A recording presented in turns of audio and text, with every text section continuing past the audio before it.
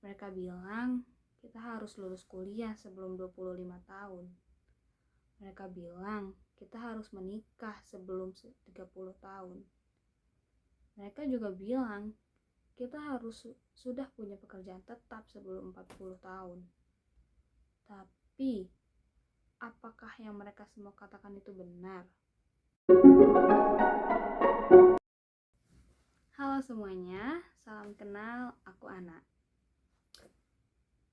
Pernah gak sih kamu merasa di usia yang seharusnya penuh energi ini, di usia yang seharusnya produktif, kamu merasa paling lelah?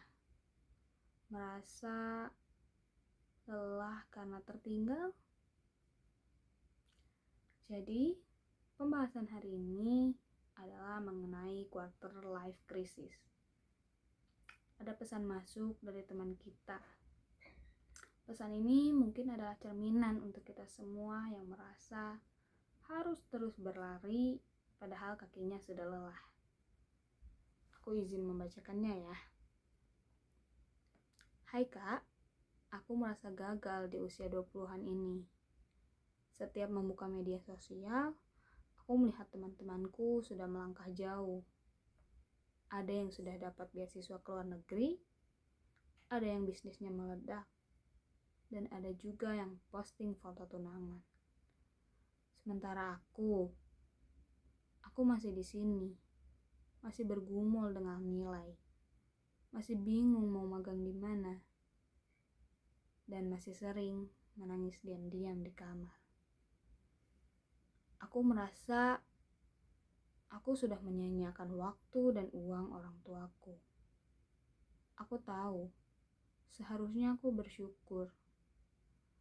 Tapi, kenapa tekanan untuk segera menjadi sesuatu ini begitu berat?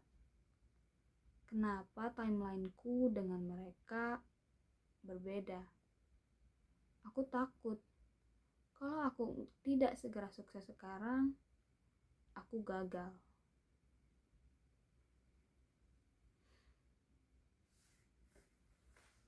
Mereka bilang kita harus lulus kuliah sebelum 25 tahun. Mereka bilang kita harus menikah sebelum 30 tahun. Mereka juga bilang kita harus sudah punya pekerjaan tetap sebelum 40 tahun.